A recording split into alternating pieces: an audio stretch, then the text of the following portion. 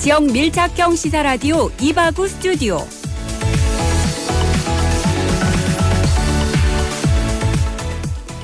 (4월 6일) 월요일 이바구 스튜디오. 오늘의 부산 경남 주요 소식 먼저 살펴봅니다.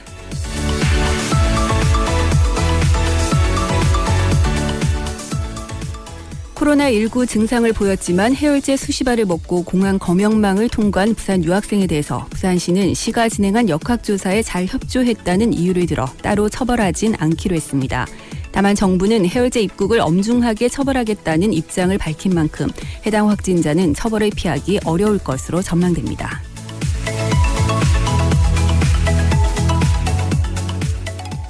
백화점 입점을 미끼로 5억 원을 가로챈 부산의 전직 백화점 직원에게 징역 3년의 실형이 내려졌습니다. A씨는 지난 2008년 백화점을 퇴사한 이후 2010년 3월부터 지인들을 상대로 사기 행각을 벌여온 혐의를 받고 있는데요. 해당 사건의 부장판사는 가로챈 금액이 5억 원이 넘고 범행 후 10년 가까이 기간이 지났지만 피해 복구가 거의 이루어지지 않은 점 등을 선고에 고려했다고 밝혔습니다.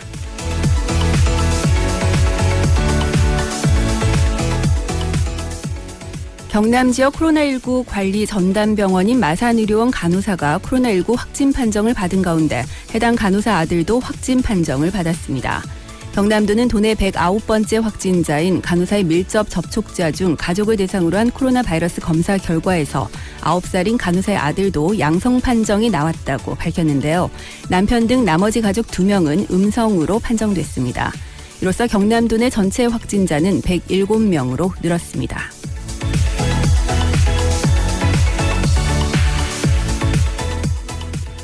창원시가 해외 유입 코로나19의 확산 방지를 위해서 온정 숙소를 마련해 운영한다고 밝혔습니다. 온정 숙소는 해외 입국자의 자가격리 기간에 입국자 본인이 아닌 그 가족들이 저렴한 가격으로 머물 수 있는 숙소인데요. 시는 현재 호텔 등 34곳의 온정 숙소를 마련해 두고 있습니다.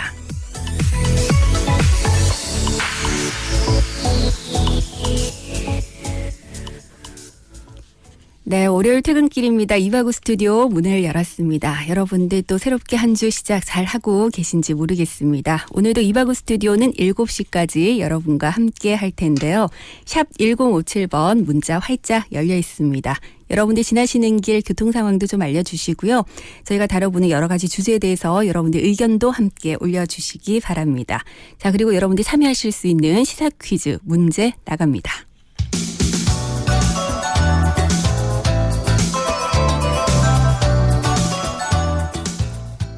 네, 오늘 시사 퀴즈는 법률과 관련된 문제를 준비해봤습니다. 10세 이상, 만 14세 미만의 청소년은 형사 미성년자로서 형사 책임 능력이 없기 때문에 형벌이 아닌 보호 처분을 받게 되는데요.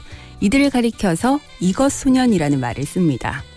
그런데 최근 대전에서 10대 청소년들이 교통사고 뺑소니 사망사고를 냈음에도 이것에 해당하기 때문에 처벌을 받지 않을 것이다. 이런 얘기가 나오면서 논란이 되고 있는데요. 형벌을 받을 범법 행위를 한 10세 이상, 14세 미만의 소년을 가리키는 말 무엇일까요? 1번 촉법소년, 2번 비행청소년, 3번 가출청소년. 정답 아시는 분들 샵 1057번으로 지금 바로 문자 보내주시기 바랍니다.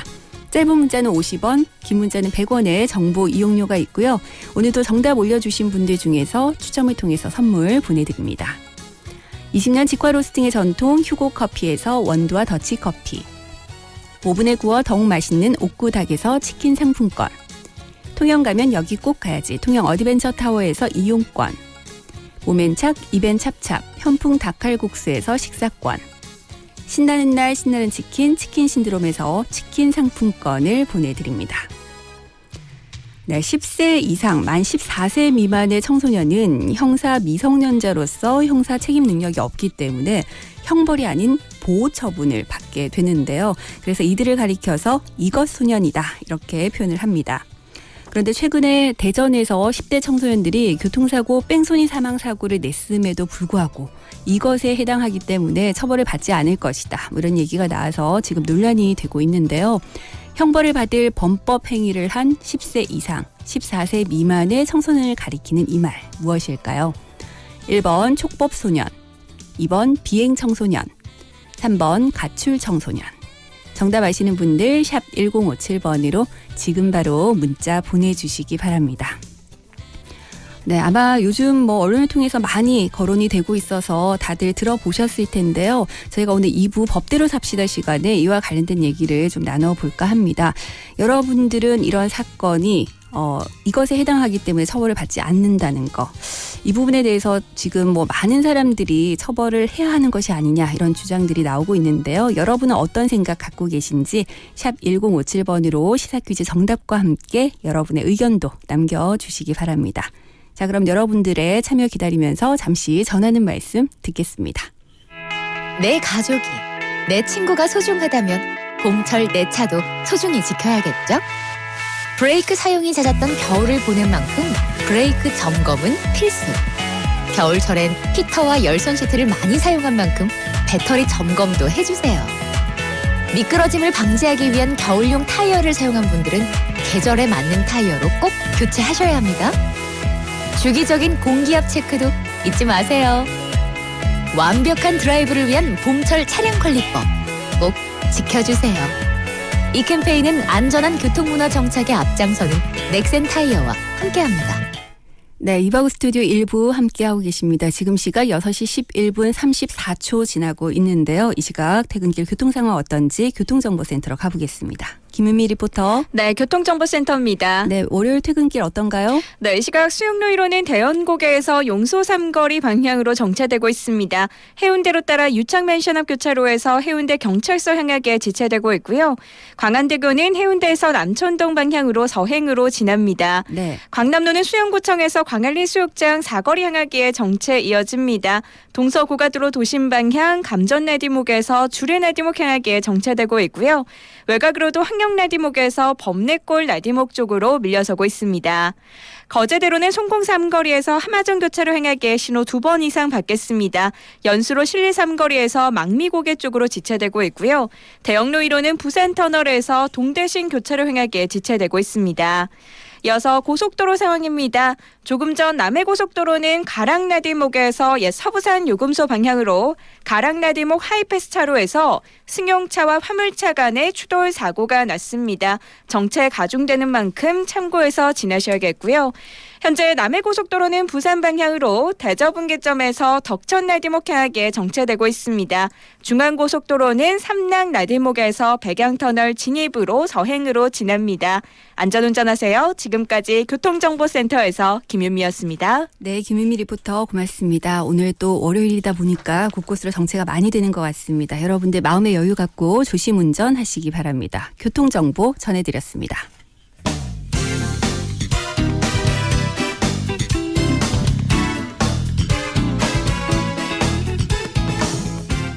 네, 한 주를 시작하는 월요일, 오늘 하루를 뜨겁게 달궜던 이슈들 어떤 것들이 있었을까요? 키워드를 통해서 짚어보겠습니다. 오늘의 키워드 송영아 리포터와 함께합니다. 어서 오세요. 네, 안녕하세요. 반갑습니다. 네, 첫 번째 키워드 뭐부터 알아볼까요? 마스크 대리구매 확대입니다. 네. 식품의약품안전처는 공적 판매 마스크 대리구매 대상자를 초등학교 고학년 또 중고등학생과 거동이 불편한 입원 환자와 요양병원 환자 등으로 오늘부터 확대 실시한다고 밝혔습니다. 네, 저는 사실 공적 마스크 지금까지는 안 사기 운동에 동참을 하다가 지난주에 처음으로 약국을 갔었거든요. 다른 일로 약국을 갔다가 혹시나해서 여쭤봤더니 여유분이 있다라고 해서 처음으로 구매를 해봤었는데 다행이다. 그때 제가 느꼈던 것이 저희 딸아이 같은 경우는 지금 초등학교 고학년이다 보니까 대리 구매가 안 되는 그렇죠. 상황이거든요. 네. 근데 저랑 요일이 같아요. 그럼에도 불구하고 대리 구매가 힘든 상황이었는데 이게 이제 좀 바뀌었다는 얘기인데 대리 구매 확대 이후 이번이 두 번째인 것 그렇습니다. 같아요. 네, 아마도 네. 학생들이 이 계약이 자꾸 늦춰지는 거 이런 부분들도 좀 연관이 있지 않을까라는 생각이 드는데요. 결론부터 말씀드리면 맞습니다. 네. 확대된 대리구매 추가 대상자는 학업 때문에 약국 방문이 어려울 수 있는 2002년에서 2009년 사이 출생자들인데요. 대상은 초등학교 5학년부터 고등학교 3학년까지가 해당이 됩니다. 네. 대리구매에 필요한 서류는 대리구매자의 공인신분증과 대리구매 대상이 동거인임을 확인할 수 있는 주민등록 등본인데요. 이 서류를 갖추면 대리구매 대상의 출생연도 끝자리에 맞는 요일에 공적 판매 마스크를 구매할 수가 있습니다. 네. 또 식약처는 이들 학생 외에도 이 거동이 불편한 사람들도 대리구매 대상에 포함하기로 했는데요. 추가 대리구매 대상은 요양병원 입원 환자, 또 장기 장기 요양급여 수급자 중 요양시설 입소자와 일반 병원 입원 환자입니다. 먼저 요양병원 입원 환자 마스크는 요양병원 종사자가 대신 살 수가 있는데요. 네. 준비 서류는 요양병원장이 발급한 종사자 확인 증명서, 또 환자의 마스크 구매 의사 확인을 위한 공적 마스크 구매 및 개인정보 수집 이용 동의서입니다. 또 장기 요양급여 수급자 중 요양시설 입소자의 경우는 요양시설 종사자가 대리 구매를 할 수가 있는데요. 이들은 입소자의 출생연도 끝자리 요일에 맞춰서 요양시설장이 발급한 종사자 확인 증명서와 입소자의 장기 요양 인증서를 제시하면 됩니다. 네. 그리고 일반 병원의 입원 환자도 동거인이 대리 구매자의 공인신분증, 또 동거인임을 확인할 수 있는 주민등록 등본, 그리고 해당 의료기관의 발급 입원 확인서를 구비한 경우 대리 구매를 할 수가 있다고 하네요. 조금 복잡하죠? 네. 일단은 그래도 요즘 보니까 공적 마스크 구매가 예전보다는 좀 많이 수월해진 것 같아요. 그러니까요. 전 세계적으로 지금 마스크 대란이 막 일고 있는 상황에서 우리나라는 그나마 조금 안정적으로 되어 가고 있다라는 부분에서는 좀 다행이라는 생각이 들고요. 아무쪼록 여러분들 사회적 거리두기 그리고 마스크 착용 아직은 좀 필요할 때라는 거 꼭 기억해 주셨으면 그렇습니다. 좋겠습니다. 자, 첫 번째 키워드였고요. 두 번째 키워드로 넘어갑니다. 오늘 하루 종일 뜨거웠는데요. 구충제 이버맥틴입니다. 네. 미국 식품의약청의 이 승인을 받아서 안정성이 입증된 구충제 이버맥틴이 신종 코로나 바이러스를 48시간 이내에 사멸시킨다는 세포 배양 실험 결과가 나와서 주목을 받고 있습니다. 네. 그 호주 모니시 대학 생의학 발견 연구소의 웨그스테프 박사는 세포 배양된 코로나19 바이러스가 이버맥틴에 노출이 되자 48시간 안에 모든 유전 물질이 소멸됐다는 실험 결과를 발표를 했는데요. 네. 단 한 번 투여된 용량으로도 24시간 후 코로나19 바이러스의 RNA가 상당 부분 줄어들었으며 48시간이 지나자 RNA 전부가 완전히 사라졌다고 웨그스테프 박사는 밝혔습니다. 네. 하지만 이버맥틴이 현재 널리 사용되고 있는 안전한 약이긴 하지만 아직까지 어느 정도의 용량을 투여해야 코로나19 감염 환자에게 효과가 있는지는 우선 확인할 필요가 있다고 밝혔고요. 네. 아울러 이버맥틴이 코로나19 바이러스에 효과가 있다는 것은 세포 배양 실험에서 나온 결과이기 때문에 코로나19 환자에게 직접 투여하는 임상 실험이 반드시 필요하다는 설명도 덧붙였습니다. 네. 현재 이버맥틴은 구충제로 승인된 약이지만 에이즈, 댕기열, 독감, 지카 바이러스를 포함한 광범한 종류의 그 바이러스에도 효과가 있는 것으로 시험관 실험에서 나타나고 있다고 하는데요. 결과는 좀 더 지켜봐야 될 것 같습니다. 일단 코로나19가 백신이 나올 때까지는 네. 전 세계적으로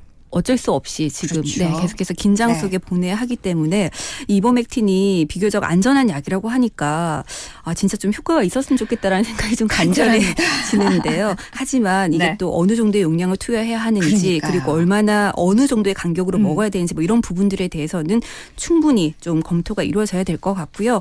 아무쪼록 좀 효과가 있었으면 좋겠다라는 생각을 가져봅니다. 네. 자, 다음 키워드 알아볼까요? 손흥민 입대입니다. 네. 현재 입대를 앞둔 손흥민 소식에 다름 아닌 영국 팬들이 깜짝 놀랐다고 합니다. 네. 최근 귀국한 손흥민은 오는 20일 해병대 훈련소에 입소해서 3주간 기초군사훈련을 받을 예정인데요.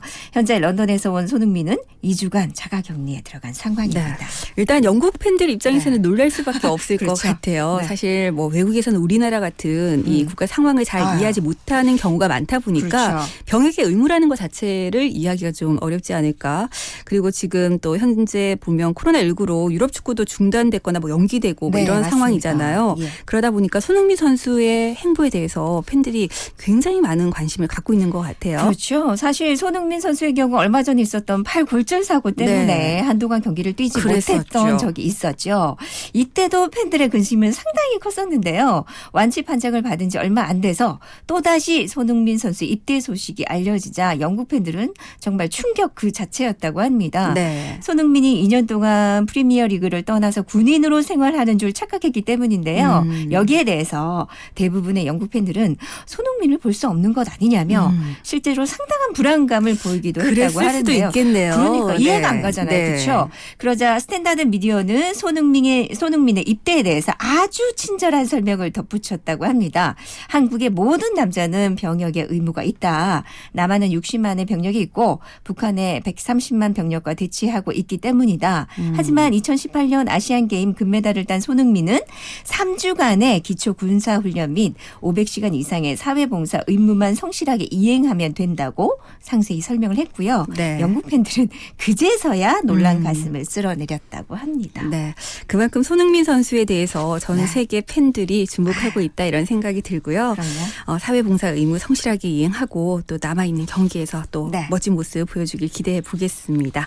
자, 다음 키워드 알아볼까요? 청개구리 드립니다. 네. 그 동화 속 청개구리들은 주변의 말과 정반대로 행동하는 말썽꾸러기죠. 그렇죠. 이런 청개구리 같은 행동을 하는 사람들이 자가격리자 중에도 상당수 생기고 있어서 논란이 되고 있습니다. 네, 정말 왜 이러나 모르겠습니다. 그러니까요. 지금 보면 코로나19로 인해서 국내 자가격리 받고 있는 사람이 37,000명이 넘는다더라고요. 그렇더라고요. 근데 보니까 격리 장소를 벗어났거나 네. 뭐 이래서 적발된 건수가 137명 정도 지금 집계가 됐다고 봤는데 보니까 하루 평균 약 6명 이상이 자가격리자가 이렇게 밖을 돌아다니는 수준이라고 해요. 문제가 있죠. 네. 뭐 여기에 대해서 이병철 행정안전부 자가격리 전담반 과장에 따르면 현재 국내 지역에서 자체 격리로 지정된 경우가 약 8천여 명, 또 해외 입국 자가격리자가 3만 명 정도 되는데요.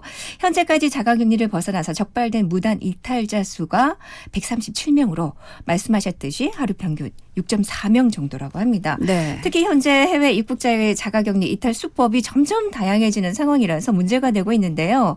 지금까지 이탈자들이 마트나 편의점을 이용하기 위해서 핸드폰 등을 갖고 무의식적으로 외출했다면 최근에는 자가격리 앱이 설치된 핸드폰을 격리 장소에 고의적으로 두고 나가는 네. 일도 발생을 했죠. 실제로 지난 4월 3일 전북 군산의 대학교에 유학 중인 외국인 3명은요. 고의로 휴대폰을 격리 장소에 두고 무단 이탈을 해서 신고 접수되는 사건이 발생하기도 했습니다. 이에 따라서 정부는 자가격리 불시 점검 및 감시 체계를 지자체와 경찰에서 24시간 운영하기로 했는데요. 네. 감시 체계가 더욱 강화된 거죠.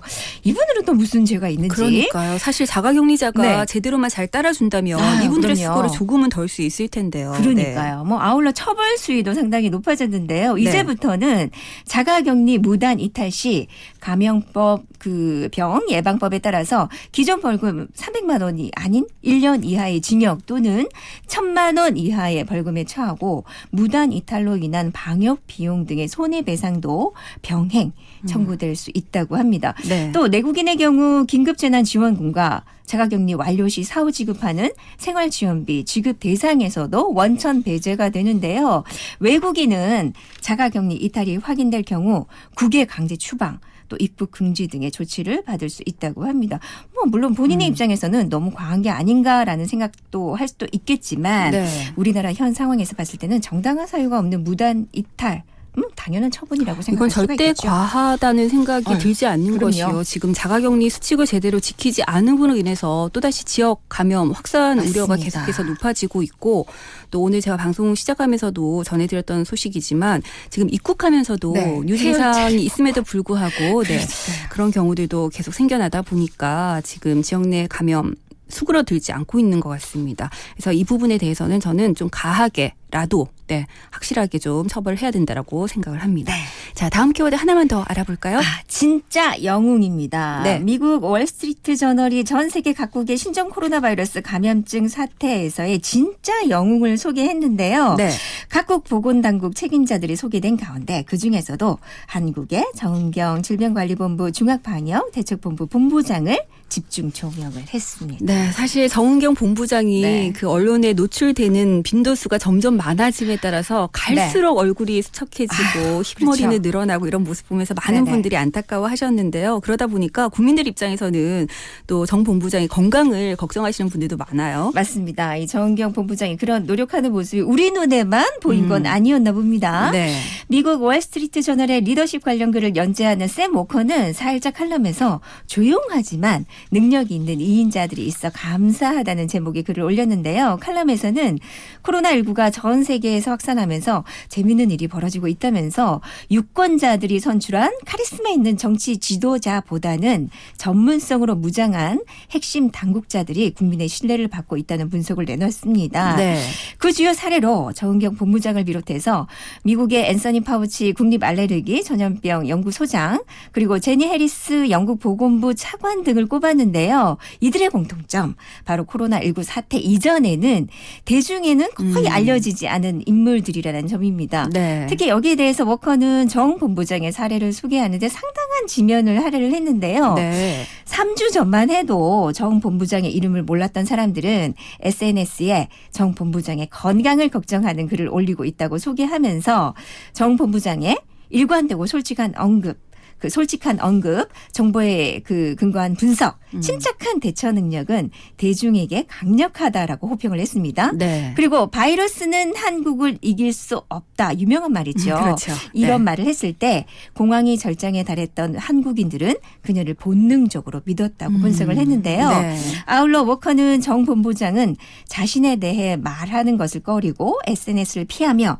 인터뷰 요청도 정중하게 거절한다면서 한국이 코로나19 위기를 극복하더라도 정치인들처럼 전면에 나서지는 않을 것이라고 덧붙이기도 했습니다. 네. 겸손하다는 뜻이겠죠. 네. 네. 사실 지금 뭐 코로나19 관련해서도 여러 가지 이슈들이 있었습니다만 일단 정 본부장님 조금만 더 버텨주시고 조금만 더 힘내주시길 모든 국민들이 네. 사실 저희가 곳이 그렇게 그럼요. 많지가 않습니다. 네. 0522번님께서 타인과 자신을 위해서 앞으로의 건강한 삶을 위해서 격리 기간 2주 좀 진득하게 참읍시다 이렇게 의견 주셨고요. 네. 그러면서 또 저도 마스크가 정말 필요한 분들 위해서 몇 번 양보했는데 여유분이 이제 있다고 하니까 정말 다행입니다. 이런 의견도 보내주셨습니다. 네, 여러 가지 이슈들 짚어봤습니다. 오늘의 키워드 여기까지 하죠. 송영아 씨 고맙습니다. 감사합니다. 네, 이바구 스튜디오 이제 1부 마무리할 시간입니다. 오늘 시사 퀴즈 한 번 더 내드립니다. 10세 이상 만 14세 미만의 청소년은 형사 미성년자로서 형사 책임 능력이 없기 때문에 형벌이 아닌 보호 처분을 받게 되지요. 그래서 이들을 가리켜서 이것 소년이다 이렇게 말을 하는데요. 최근에 대전에서 10대 청소년들이 교통사고 뺑소니 사망사고를 냈음에도 이것에 해당하기 때문에 처벌을 받지 않을 것이다. 이런 얘기가 나오면서 지금 논란이 되고 있습니다. 처벌을 받게 해야 한다라는 국민 청원도 올라와 있는 것으로 알고 있는데요. 형벌을 받을 범법 행위를 한 10세 이상 14세 미만의 청소년을 가리키는 이 말 무엇일까요? 1번 촉법 소년, 2번 비행 청소년, 3번 가출 청소년. 네, 정답 아시는 분들 샵 1057번으로 계속 문자 보내주시기 바랍니다. 오늘 2부에서 이와 관련된 이야기 나눠볼 예정인데요. 여러분의 의견도 함께 소개해드리겠습니다. 2부에 다시 뵙죠.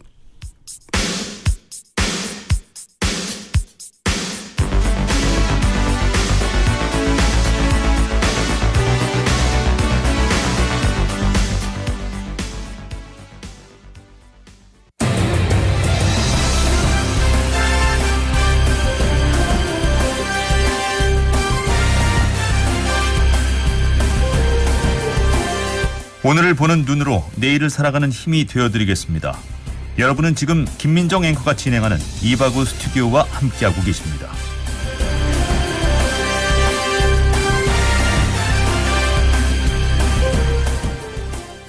네, 월요일 이바구 스튜디오 이제 2부 시작을 합니다. 여러분들 최근에 대전에서 10대 청소년들이 교통사고 뺑소니 사망사고를 냈다는 기사 아마 많이들 접하셨을 텐데요. 하지만 이 청소년들이 처벌을 받지 않을 것이다 이런 얘기가 나오고 있습니다. 왜냐하면 이들이 바로 이것에 해당되기 때문인데요.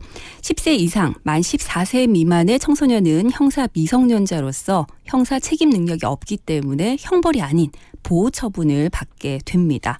하지만 이들을 강력하게 처벌해야 된다. 이런 국민 청원도 지금 올라와 있는 상태인데요. 형벌을 받을 범법 행위를 한 10세 이상 14세 미만의 소년을 가리키는 이 말 무엇일까요? 1번 촉법 소년, 2번 비행 청소년, 3번 가출 청소년. 정답 아시는 분들 샵 1057번으로 계속해서 문자 보내주시기 바랍니다. 여러분들 정답 주시면서 여러분들은 이에 대해서 어떤 의견 갖고 계신지 여러분들 의견도 함께 좀 올려주시면 좋겠습니다. 잠시 후 저희가 법대로 삽시다 시간에 이와 관련된 얘기 변호사님과 또 얘기를 나눠볼 텐데요. 7708번님, 어려도 처벌이 필요합니다. 라고 주장을 하셨고요. 9799번님도 정답 주셨습니다. 5868번님은 요즘은 성장이 좋아서 연령도 낮춰야 합니다. 그리고 개인적인 의견은 모든 국민은 죄를 지으면 법의 심판을 받아야 한다고 생각합니다. 그래야 범죄 예방도 되겠죠. 라고 하셨습니다. 자, 그리고 052번님, 법을 악용하고 심지어 학교 폭력에도 가해자들이 자기들끼리 SNS에서 처벌 안 받는다고 악용한 사례들 보니까 반드시 개정이 강화돼야 될 것 같습니다. 라고 의견 주셨고요. 5733번님 역시 처벌이 필요하다고 생각한다 하셨습니다. 네, 많은 분들께서 좀 강력하게 처벌을 해야 된다 이렇게 주장을 하고 계신 것 같아요. 3231번님은 이렇게 범죄를 저지르는 청소년들의 특징이 전반적으로 부모에게서 건강한 사랑을 받지 못하는 경우가 많다는 거죠. 그렇기 때문에 청소년 범죄를 줄이기 위해서는 강제로라도 부모 교육이 좀 더 엄격하게 강화돼야 하고 또 어릴 때부터 법률과 심리학 교육도 당연히 강화돼야 합니다. 이런 의견 덧붙여 주셨습니다. 네. 맞는 말씀인 것 같아요. 우리 아이들의 잘못을 보면 그 잘못을 따라서 이렇게 거슬러 가다 보면 부모의 잘못인 경우들이 생각보다 많더라고요. 네. 성숙한 사랑을 온전히 받지 못하는 경우. 네. 이 부분에 대해서는 어른들이 조금은 반성해야 되는 부분도 있지 않을까라는 생각을 가져봅니다. 네. 052번님, 정말 이번 사건으로 반성 없는 그들을 보니까 화가 납니다. 구속되고도 SNS에 사진까지 더 강화된 처벌이 필요합니다. 라고 주장을 하셨습니다. 2855번님도 이건 참 힘들지만 그래도 처벌해야 하지 않을까 싶습니다 하셨고요. 5484번님도 엄중히 처벌해야죠. 라고 네, 주장하셨습니다. 2033번님 문자 주셨는데요. 나이를 10대 이하로 낮췄으면 좋겠어요. 아이들이 더 잘 알고 행동하는 것도 있는 것 같아요. 라고 하셨는데 많은 분들이 이 부분을 좀 우려하시는 것 같아요. 그래서 지금 사실 이게 지금 이대로 괜찮은가라는 의견들 많이 내주고 계시는데 그러다 보니까 청와대 국민청원 홈페이지에 네, 이번 이 사건 그러니까 렌터카 훔쳐서 사망사고를 낸 10대들 엄중하게 처벌해 주세요. 이런 청원이 올라와 있는 거죠. 이들이 자신들이 형사처벌 대상이 아니라는 것을 알고 그걸 악용하는 사례가 이번뿐만이 아니라 네, 건수가 좀 늘고 있는 것 같죠. 그러다 보니까 법을 좀 더 강화해야 된다. 이런 주장들이 많이 나오고 있는 것 같습니다. 9422번님도 역시 같은 생각이신 것 같아요. 요즘 아이들 생각보다는 영악하다고 할까요? 순수한 면이 많이 퇴색된 듯 합니다. 우리 어른들의 행동에서 알게 모르게 배우게 됩니다. 이 시점에서 한 번은 심각하게 고려해 봐야 될 그런 문제인 것 같습니다. 라고 하셨습니다. 3635번님은 법의 사각지대를 이용하며 우리 모두의 안전도 불안해지죠. 나이가 어려도 약속의 중요성은 일침을 가해서라도 고칠 수 있다면 그래야지요. 라고 하셨습니다. 네, 그 외에도 많은 분들이 지금 계속해서 의견과 함께 정답 올려주고 계시는데요. 오늘 잠시 후 법대로 삽시다 시간에 이 얘기 좀 더 네, 집중적으로 한번 나눠보겠습니다. 여러분들 계속해서 샵 1057번으로 문자 보내주시기 바랍니다. 자, 그럼 광고 듣고 와서 법대로 삽시다 이어가겠습니다. 이바구 스튜디오 2부는 영진사이버대학 하이퍼스에서 함께합니다.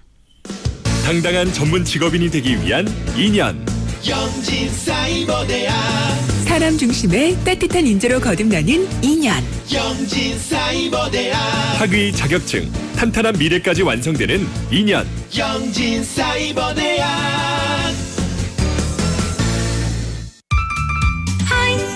하이퍼스 반가워요 하이퍼스 하이퍼스 사랑해요 하이퍼스 중역실 가구, 업소용, 야외용, 인테리어 가구까지 잘 나가는 가구 하이퍼스 잘 나가는 가구 하이퍼스. 하이퍼스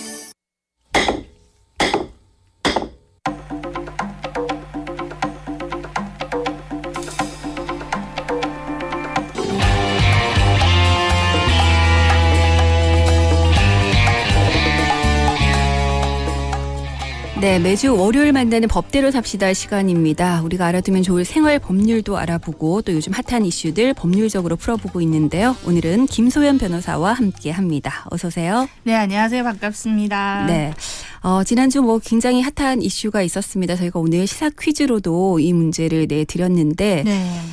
저는 사실 이 얘기 들으면서 좀 안타깝기도 하고요. 화가 나기도 하고 이랬었는데 어떤 사건이었는지 좀 짚어볼까요? 네, 지난 29일 대전에서 일어난 교통사고인데요. 만 18살의 A군은 그 대학교 개강을 앞두고 음식 배달 아르바이트를 하던 학생이었습니다. 네. 그러던 어느 날 이 그랜저 차량이 오토바이를 타고 있던 A군을 들이받고 도주를 합니다. 그리고 A군은 사고 직후에 병원에 옮겨졌지만 결국 사망을 하고 말았는데요. 네. 이 더 놀라운 것은 이 그랜저 승용차가 바로 만 13살의 10대 소년들이 운전을 했다는 겁니다. 네. 게다가 경찰이 가해자들은 만 14세 미만 미성년자에 해당돼서 이 촉법 소년이기 때문에 형사처벌을 할 수 없다고 밝혀서 지금 논란이 가중되고 있습니다. 네. 일단은 화가 나기도 하고 또 그 피해자를 생각하면 너무 안타깝기도 하고요. 예, 이 보도를 좀 관심 있게 보신 분들 아시겠지만 그 사망한 18살 학생 사연이 진짜 안타깝더라고요. 올해 보니까 뭐 대학도 이미 합격을 해서 거처도 마련을 해놨고 이런 상황이었는데 코로나19로 지금 개강이 계속 미뤄지다 보니까 아르바이트를 하다가 이렇게 사고를 당했다고 하는데 학생을 생각해도 저는 일단 부모 입장이다 보니까 안타깝지만 그 부모님 마음은 어떠실까 생각하면 진짜 마음이 찢어진다라는 걸 이럴 때 표현을 해야 되는 거겠죠. 예. 네, 그렇습니다. 이게 그런 만큼 이 범행을 저지른 10대 청소년들에 대한 비난의 목소리가 커지고 있는데요. 이 만 13살, 만 14살, 13세, 14세로 이 친구 사이인 이들은 지난 28일 서울에서 이 승용차를 훔쳐가지고 대전까지 이 160km 이상의 속도로 무면허 운전을 하다가 이 차량 도난 신고를 받고 추격을 하는 경찰을 따돌리는 과정에서 이 같은 사고를 저질렀습니다. 네. 이 사실상 이게 만약에 성인이었다면 이 무면허 운전으로 사람을 사망에 이르게 한 경우에 실형을 절대 면하지 못하고요. 네. 이 사고 과정의 과실에 따라서 다르겠지만 이 경우에는 심지어 경찰을 따돌리는 과정에서 사고를 냈기 때문에 재질이 더 무겁다고 볼 수 있습니다. 네.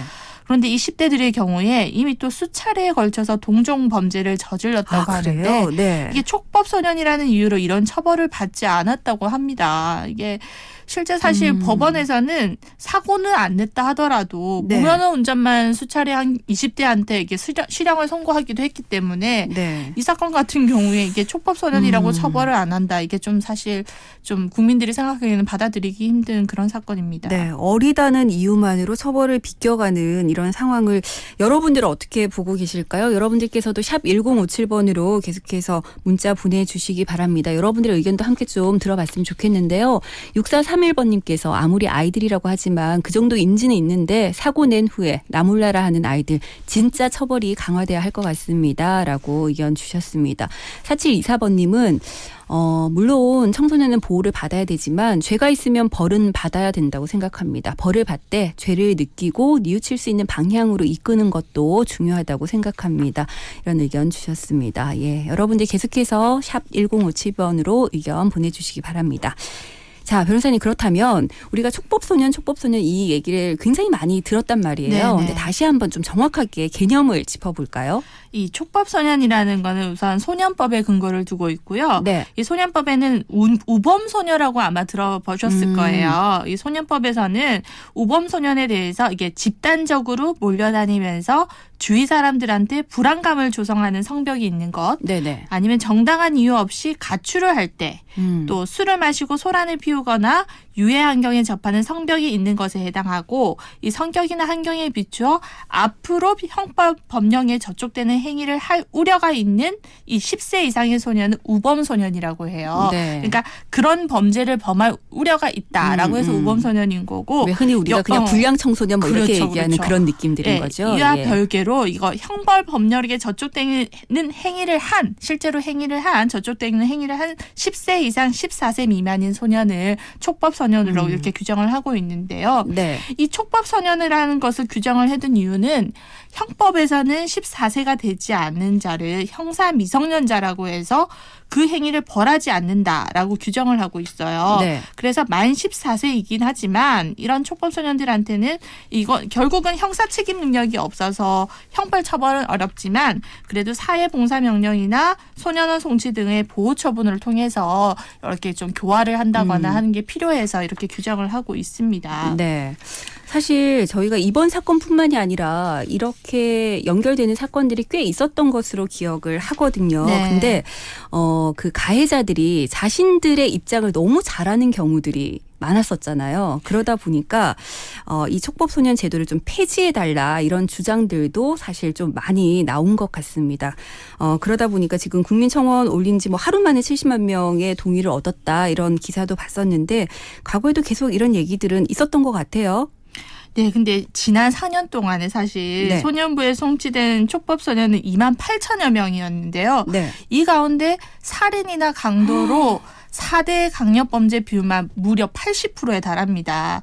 그래서 이게 사실 문재인 정부 청와대의 답변 1호 국민청원 역시 소년법 관련이었었는데요. 네. 2017년 11월 한 청원자는 그 학교 폭력, 성폭력 등 청소년 범죄를 거론을 하면서 피해 청소년들을 위해서라도 이제는 바뀌어야 할 때다라면서 개정을 해달라고 요청을 했습니다. 네. 이후로도 지금 2018년 인천 초등학생 살인 사건, 또 간악산 여고생 집단 폭행, 또 지난해 06년생 집단 폭행 등 청소년이 저지른 강력 범죄가 발생을 할 때마다 이 관련법을 개정해야 되는 거 아니냐라고 여론이 들끓고 있고요. 이 교육부에서도 올해 그 촉법소년 연령을 만 10세 이상 14세 미만에서 만 10세 이상 만 13세 미만으로 좀 하향 조정을 해야 되는 거 아니냐라고 네. 발표를 했는데요. 한 살 정도라도. 네. 이런 내용의 개정소년법이 다수 발의돼서 국회에 계류 중인 만큼 지금 법 개정에 적극 협력하겠다라는 취지입니다. 다만 이 같은 엄벌만이 능사가 아니라는 의견도 많고요. 이 실제 법 개정 여부는 미지수인 상태인데 국가인권위원회에서는 앞서 소년 범죄 예방을 위한 실효적 대안으로 좀 바람직하지 않다라는 우려를 표하기도 했습니다. 네. 사실 한 살을 낮춘다 이게 뭔 의미가 있느냐라는 의견도 많습니다. 네. 제가 지금 청와대 국민청원 홈페이지를 들어가 보니까 네. 렌트카 훔쳐 사망사고를 낸 10대 엄중 처벌해 주세요라는 주제로 지금 청원이 진행 중인데 현재까지 보니까요. 87만 5,024분이 네, 동의를 하고 있는 상황입니다. 그만큼 이 촉법소년에 대한 이 부분들을 다시 한번 좀 법률적으로 검토를 해야 된다라는 목소리가 높아지고 있는 것 같은데요. 혹시 변호사님도 이런 10대 청소년들의 범죄 사건을 직접 다뤄본 적이 있으실까요? 네, 제가 다뤄봤던 사건 중에서 10대 청소년이 무면허 운전으로 오토바이를 운전을 해서 사고가 났던 사건이 있었는데요. 네. 사실 이런 사건들 보면은 또 일단 친구 한 명이 오토바이를 절도를 해옵니다. 그러면서 친구들끼리 이걸 번갈아 타요. 네. 당연히 면허가 없는 상황에서 서로 뒤에 태우고 헬멧도 쓰지 않은 상태에서 사고가 난 케이스였는데요. 네. 이게 상해 정도가 중할 수밖에 없었고 그렇지만 이거는 다 보호 처분으로 끝났던 사건이었고 이런 사건을 진행하면서 제가 느꼈던 게 이 10대들의 범죄가 이게 날로 진화를 해요. 그래서 더 이상 14세라는 기준이 무슨 의미가 있을까라는 생각이 드는 게 네. 14세라는 기준은 이게 사물 변경 능력이 좀 떨어진다. 인지 능력이 조금 판단 능력이 떨어진다는 의미로 정한 기준일 네. 텐데 이 사회가 변하면서 그 기준 자체가 사실 모호하기 때문에 네. 또 외국 같은 사례 같은 경우에는 나이는 기준에 의미가 없다. 그런 행위자를 정신 감정을 한다거나 네. 인지 능력을 검사를 해서 충분히 이런 걸 판단할 수 있으면은 처벌을 해야 된다라고 네. 보기 때문에 사실 이거 지금도 앞서도 말씀드렸듯이 14세를 13세로 낮춘다. 그러면은 또 12세는 어떠냐. 네, 네. 이런 논란이 계속 되지 않을까 그런 생각이 듭니다. 네.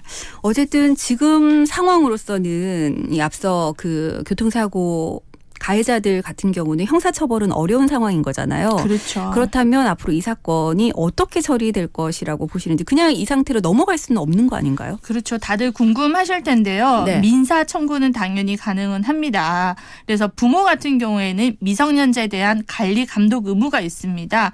그래서 피해자의 유가족들은 미성년자의 부모를 상대로 이 손해배상을 청구를 가능하고요. 다만 모든 민사소송이 그렇듯이 만약에 부모가 재산이 없거나 자력이 없다라고 한다라면 사실 손해를 배상받을 수 있는 길이 없기 때문에 좀 깝깝한 그런 상황입니다. 네. 1608번 님도 같은 의견이신 것 같아요. 미성년자 부모님이 모든 책임을 지게 하는 거. 부모님께 처벌을 했으면 한다고 이런 의견도 올려주셨습니다. 여러분들께서도 사실 이 부분에 대해서 참 많이들 생각하실 것 같아요. 내 아이가 만약에 가해자의 입장이라면 또 어떨까라는 생각을 했을 때 그게 한 번의 실수라면 정말 인생을 바꿔놓을 수도 있는 그 처벌만으로도 인생이 바뀔 수도 있는 이런 부분들도 있기 때문에 아이들에게 무한한 가능성 있는 아이들에게 또 다른 기회를 박탈하는 것이 아니냐 이런 의견들도 사실 좀 있는 것 같긴 하거든요. 9856번님께서 한 아이를 키우는 엄마입니다. 우리 어렸을 때보다는 아이들이 일찍 성숙하는 것 같아요. 그만큼 본인 행동에 대한 책임 부담을 느껴야 할 것 같습니다. 이런 의견도 주셨습니다. 네. 그래도 많은 분들도 의견을 보내주셨는데 일단 이 사건은 이 정도에서 정리를 좀 해보도록 하고요. 다음 사건도 하나 살펴보겠습니다. 이 텔레그램 N번방 사건으로 성범죄에 대한 비난 여론이 지금 굉장히 거센데 이런 가운데 유명 의약품 업체죠. 이 종근당 회장의 아들이 여성들과의 성관계 영상을 또 SNS에 유포한 사실이 알려지면서 지금 논란이 되고 있는데 근데 이 재판 결과가 국민들의 그 마음을 제대로 읽지 못하는 것 같더라고요. 네, 아직 재판은 실제 진행은 아직 안 된 상황이고요. 이 서울 해와경찰서는 지난달 31일 그 이 회장의 아들 이모 씨를 성폭력 범죄의 처벌 등에 관한 특례법 위반 혐의로 체포를 하고 구속영장을 신청했습니다. 네. 이거 재판 전에 이제 구속 여부에 대한 신청을 한 거고요. 네. 이 씨는 여성 3명과의 성관계를 몰래 촬영해서 트위터에 올린 그런 혐의를 받고 있는데요. 하지만 지난 1일 법원이 구속영장을 기각을 했습니다. 네. 담당 부장판사는요, 이 영장을 기각한 사유에 대해서 이 트위터 그 게시물에 얼굴은 노출되지 않았다. 그리고 피해자가 게시물을 자진으로 폐쇄를 했다. 또 그리고 피해자들이 처벌을 원치 않는다라는 점을 종합해서 피해자를 구속할 이유가 없다. 인정하기 어렵다라고 밝혔습니다. 네. 일단 영장 기각 사유 중에서요. 네. 피해자들이 처벌을 원하지 않는다라는 부분이 있는데 이 부분은 저는 사실 좀 그렇죠. 의아하다라는 생각이 드는 게 사실상 이 성관계 영상이 SNS에 다 공개가 된 상황이잖아요. 그럼에도 그렇죠. 불구하고 처벌을 원하지 않는다. 이건 결국은 뭐 가해자랑 어떤 식으로든 합의를 했다는 얘기일 텐데 네.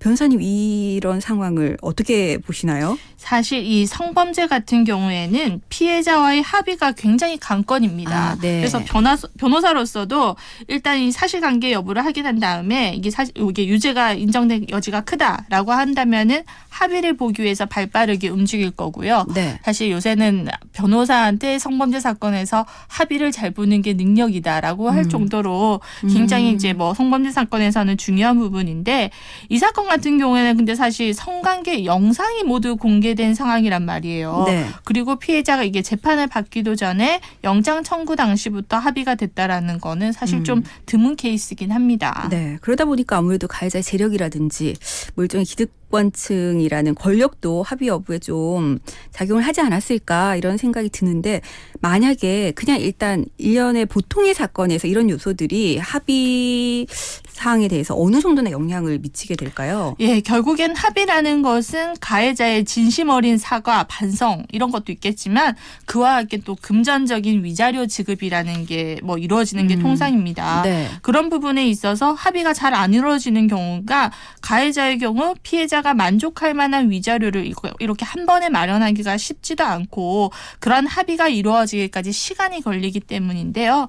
일단 이 사건에서는 또 가해자의 재력이 있으니까 통상의 경우보다 합의를 하는 데 있어서 좀 수월하지 않았나 그런 생각이 듭니다.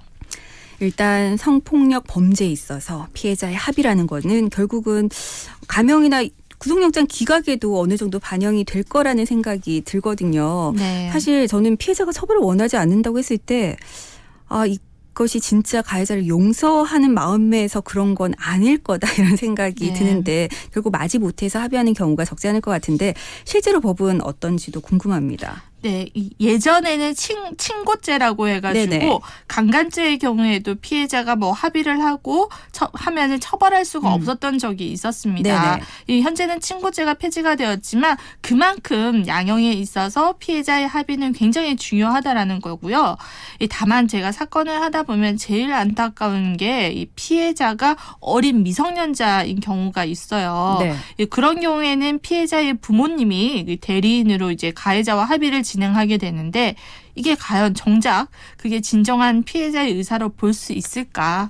또 합의를 봤다고 볼 수 있는지가 의문일 때가 많고요. 네. 특히 평소에 그 어린 미성년자 피해자를 제대로 보살피지도 않고 조부모님한테만 맡겨만 두었다가 이러한 합의를 진행할 때만 또 보호자라고 나타나서 합의금만 가져가는 진짜요? 그런 케이스를 제가 네. 본 적이 있어서 이런 점은 좀 제도적으로 개선책을 마련해야 하지 않나 그런 생각이 듭니다. 이래서 이런 얘기가 있는 거죠. 유전무죄, 무전무죄. 네. 이번 사건을 통해서 이 말이 또 한 번 화두가 되고 있는데 변호사님 어떻게 생각하시는지 마지막으로 정리를 좀 해볼까요? 예, 그동안 이 텔레그램 N번방 사건처럼 굉장히 사회적으로 파급력이 크지 않는 한 이 성범죄 사건의 양형은 낮았던 게 사실이고 또 영장 청구 기각 사례도 많은 편이었습니다. 그런데 이 사실 몰카 영상 유포 같은 경우에는 한 번에 끝나는 범법 행위가 아니에요. 이게 어딘가에 저장되어서 계속적인 유포의 위험성이 있기 때문에 앞으로 이 디지털 성범죄에 대한 피해자 보호책에 대해서 좀 심도 깊은 연구가 필요하리라 생각이 듭니다. 네, 0522번님께서 성범죄에 있어서는 관용, 합의, 공소시효 절대 없어야 합니다. 이런 의견 주셨습니다. 네, 오늘 법대로 삽시다는 얘기를 하면 할수록 자꾸만 좀 화가 나는 그런 주제들이었던 것 같아요. 네, 여기까지 하겠습니다. 김소연 변호사와 함께했습니다. 고맙습니다. 네, 감사합니다.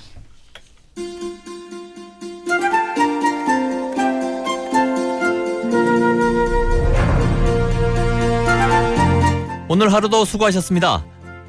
오후 6시 여러분의 퇴근길 이바구 친구. 여기는 이바구 스튜디오입니다.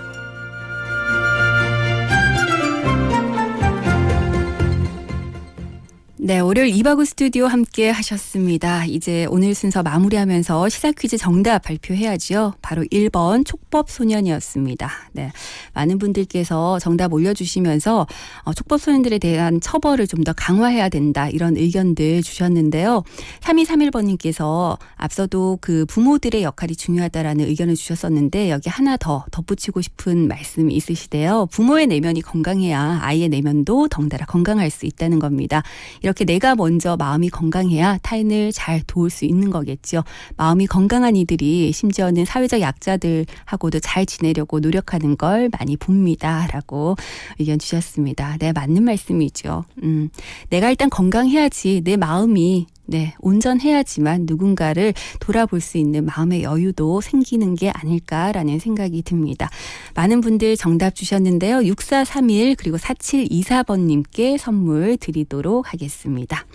자, 그리고 0500번님 오늘 문자 주시면서 온라인 수업 테스트 한다고 해서 교육방송에 가입하고 클래식별로 수강 신청했습니다. 아이 수업이 엄마 수업이 되고 있네요. 오늘은 접속도 되기가 힘들어서 계속 접속이 안 돼서 시간만 흘러가고 내일 다시 테스트 한다고 하는데 코로나19가 집안에 있는 엄마 힘든 일을 자꾸만 만들어주네요 라고 하셨습니다. 네, 이번 주부터 고등학교 3학년, 중학교 3학년을 시작으로 해서 온라인 개학이 이루어지죠. 지금 교육부 뿐만이 아니라 곳곳에서 지금 계속해서 이와 관련돼서 테스트도 하고 있고 여러 가지 방안들에 대해서 계속 고민을 하고 계시더라고요. 저도 아이들 때문에 선생님과 몇 번 전화 통화를 했었는데 선생님들께서도 지금 사상 초유의 상황이다 보니까 고민들 많이 하고 계신 것 같아요. 그래서 우리 부모님들께서 조금 힘드시더라도 아이들 학사 일정에 크게 무리가 가지 않을 수 있도록 조금 옆에서 좀 돌봐주시면 어떨까 싶습니다.